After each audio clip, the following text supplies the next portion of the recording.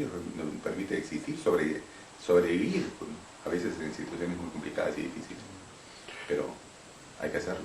Una pregunta para Raúl y para Luis Felipe Soller. En el año 78 se dio la campaña de la Constituyente, fue una campaña muy fuerte, con viajes inclusive de un Aya de la Torre octogenario. Vino el triunfo, la Asamblea Constituyente y la enfermedad de Aya de la Torre. Nadie pensaba que Aya de la Torre se iba a ir. Ustedes estuvieron cerca a él en esas circunstancias. ¿Cómo lo vieron a Aya de la Torre afrontando el tema tan complicado de dejar el partido, dejar algo inconcluso que era la asamblea y finalmente pues hasta su muerte? ¿Cómo vieron ustedes eso? Yo te diría, digamos, indoblegable.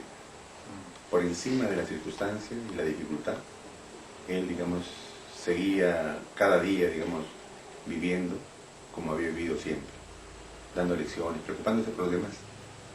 Y miren que cuando se produce el momento difícil, yo no estuve presente, pero me lo contaron varios de los médicos que vivieron en esa circunstancia. El maestro, por su sabiduría, se dio cuenta y se percató por los síntomas que comenzó a observarse que la situación era muy complicada y difícil para él. Hubieron algunos hechos importantes en la primera semana de marzo del 7-9. El ejército y en general la Fuerza Armada decide con anticipación a esa fecha adelantar las elecciones. No tenían conocimiento de la enfermedad del maestro y tenían bajo el brazo desde meses atrás las encuestas que mes a mes tomaba el ejército, y esa era la encuesta verdadera, donde la Torre volaba en apoyo ciudadano. Para enero del 79 ya pasaba el 70% de intención de voto presidencial. Entonces, como una forma de reivindicarlo, consideraban ellos, había que adelantar las elecciones para que el gobierno se vaya más rápido y la Torre debía recibir a la banda presidencial. Eso, que originalmente seguramente fue un planteamiento de algunos mandos, como el general Morales Bermúdez, hizo que mandaran preparar bandas, las bandas presidenciales, para ir a la Torre. Seguramente le dirían Jorge las medidas y todo lo demás para que pudieran hacerlo. Y en un día, digamos, de la primera semana de marzo del 79,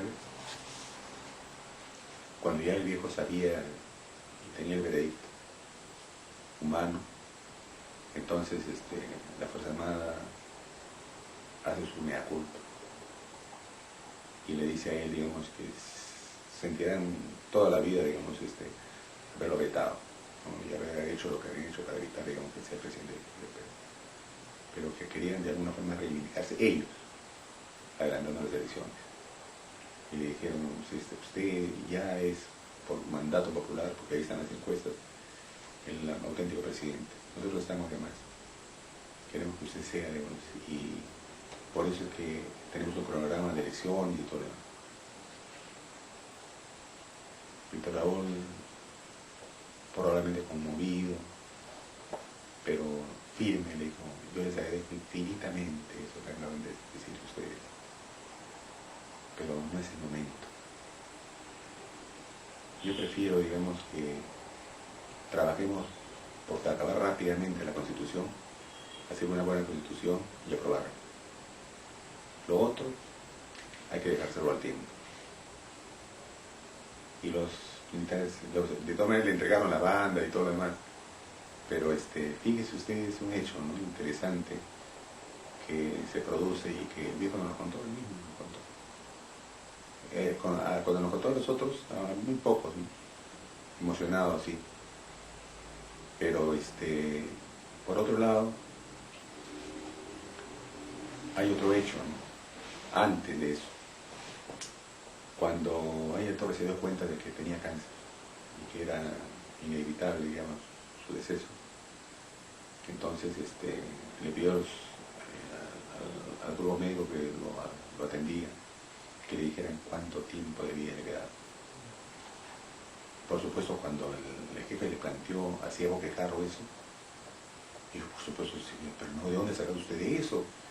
Trataron de pasearlo. No, dijo, yo sé, dijo, yo sé que eso es así, por esto, eso y lo otro. Dijo.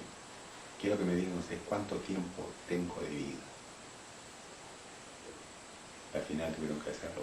Creo que Lucho Pinillo fue el que asumió la palabra y le dijo 3 meses. No me alcanzaría para tener la Constitución. Yo quiero pedirles algo, que me permitan solamente alargar mi vida de alguna manera hasta firmar la Constitución. Nada más. Con eso es suficiente. Y ahí vino ya el proyecto de sacar Rodríguez Piuso y todo lo demás. Que se hizo, se prolongó su existencia, firmó la Constitución y para eso él fue la reivindicación que quería. Y probablemente entregó su vida al Señor en paz, en tranquilidad. Aunque nosotros siempre rogábamos que no se fuera, pero la vida es así. La ley de la vida, ¿no? Pero algo curioso, yo recuerdo mucho, bueno, hace años atrás cuando él estaba bien todavía, él era una persona que tú también lo debes haber escuchado, un tema entre los temas estos curiosos que le interesaba como persona culta, estaba investigar de cómo se relacionaban con la muerte, gente ilustre, gente famosa, ¿no? Es curioso, él siempre decía cosas así, ¿no? Fulano de tal murió con dignidad, o el otro tuvo cobardía, y contaba algunas veces, después yo veía, me llamó la atención, ¿no? O sea, él era una persona interesada, me recuerdo, porque había estudiado un poco cómo habían afrontado la muerte mucha gente ilustre, ¿no? Y eso creo que lo llevó a... Creo que él iba como preparándose, ¿no? Para ver cómo han hecho otros y ver cómo hago yo, ¿no? Una cosa así, ¿no? Y algo importante creo que él siempre valoró y lo hizo es saber guardar serenidad, ¿no? De repente esa serenidad que pueden guardar los grandes ante algo inevitable como es la muerte, ¿no? Y yo vi en eso, yo vi dos cosas. Vi por un lado emoción, quizá detrás de la emoción había pena de saber que tenía que irse. Sobre todo emoción cuando veía la emoción en los demás, él se contagiaba, ¿no? Cuando yo algunas, por ejemplo, le conté hoy, iba bien a Mercedes y vi en el camino me preguntaron cuando venía a verte, ¿qué es de cuando supe que era sobrino de Rol y que iba a ver a Mercedes? Caray, ¿cómo está Víctor Rol? Entonces comenté de mucha gente que me decía lo mismo, entonces yo sentí que él se emocionaba, ¿no? Como esa caray, al saber, se emocionaba de ver la emoción sobre él de otras personas, ¿no? Pero yo creo un poco que supo guardar serenidad, ¿no? Y detrás de la serenidad valentía en momentos difíciles, ¿no? Y fue difícil, ¿no? Como todo tránsito al más allá, pero también había una conmoción de todos, que quizá en alguna manera él era consciente de eso. Había el trauma, como un poco tú también decías, que nos fue difícil admitir que él también tenía que morir, o sea, como a veces uno descartaba esa figura, nuestro maestro no debe morir, ¿no? Está fuera del esquema. Entonces, un hombre de tal valía, de presencia tan intensa en nuestras vidas, resultó, y de medio país, resultó difícil ver que también él tenía que llegar a este tránsito de la muerte, ¿no? De su partida física, ¿no? Por eso quizá fue también, fue duro y fue muy impactante, ¿no? No era cualquier muerte, era la muerte de una figura paradigmática importante en nuestras vidas, donde no era fácil admitir que se fuera, ¿no? Que se fuera incluso físicamente, ¿no? Es curioso, pero eso es parte de la psicología, ¿no? Humana también, ¿no? El querer adherirse a la permanencia física, ¿no? De nosotros, de uno mismo. Pero yo creo que sí, yo creo en el fondo con la sabiduría que él tenía, supo tomar ese tránsito con valentía y con serenidad. Y como repito, creo que eso le ayudó también el haber el haber estudiado, el haber analizado cómo mucha gente ilustre había afrontado esas situaciones, que lo había de todo, ¿no? Es cierto, pero también la paz con Dios. Ah, claro. La paz con Dios es muy importante, digamos, para él. Y al mismo tiempo, la seguridad de que había logrado, digamos, el objetivo que Jesucristo señaló en los evangelios, la capacidad de servicio. El ser consciente de que había cumplido, digamos, con servir a los demás. Todos esos son esos dos aspectos importantes que le daban a él la certidumbre de dar el paso, digamos, sin miedo. Claro, quizá con esas palabras que dice luego firmar la Constituyente sintetiza eso que tú dices, ya está, como diciendo ya, labor cumplida, ¿no? O sea, ya me puedo ir tranquilo porque ya está, ¿no? Hice la tarea que tenía que hacer, ¿no? Bueno, ahí está lo que nosotros observamos también, el sepelio allá de la torre. No he visto otro sepelio que dure tantos días, 7 días. La despedida fue multitudinaria. Alfonso Ugarte tuvo 3 días de desfile de mucha gente que vinieron de todo el Perú. La despedida hacia el Congreso fue prácticamente lleno total de las calles del centro de Lima, la salida hacia el norte, el paso por las ciudades del norte, a pesar que eran de madrugada, alta o muy temprano, pues eran plazas llenas, y obviamente ese es un significado tremendo que nos hacía ver en esa época jóvenes un poco el significado de la talla de Víctor Raúl. Y finalmente, para decirles a Raúl Arístides y a Felipe Soller, el APRA de ahora, durante años, la tribuna nunca dejó de salir ni en clandestinidad, ni en dictaduras, ni en persecución. Ahora no hay tribunas. Tito Agüero menciona que hace 16 años no hay un comando nacional de la JAP, y la juventud siempre era un elemento de preocupación de Haya de la Torre, ¿no? Y finalmente, pues, la Casa del Pueblo, que debería ser un centro que irradie cultura, debate, política, discusión, no hay.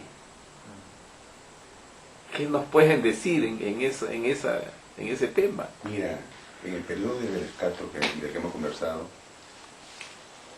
también se produjo, digamos, un hecho histórico, el remate de la tribuna.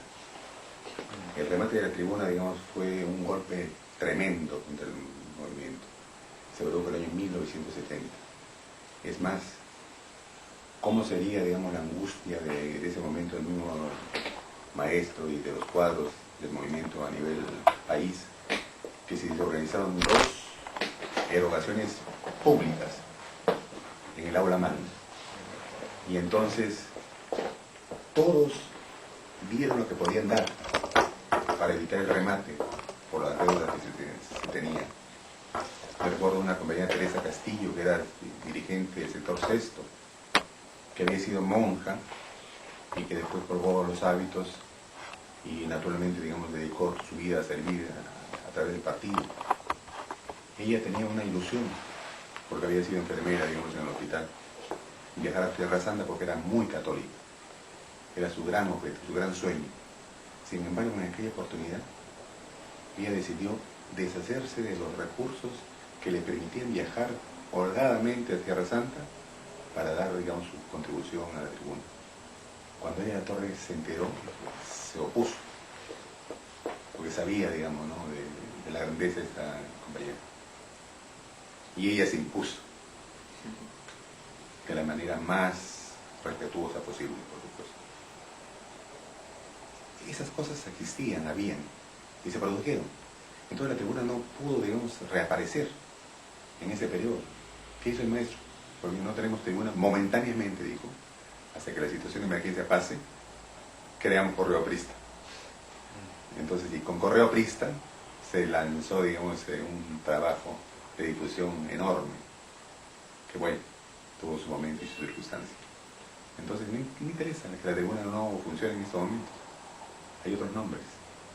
Lo importante está que hay toda una experiencia acumulada en la que muchachos inteligentes, personas de toda edad, puedan contribuir para desarrollar, digamos, un órgano de presión que es importante para el momento.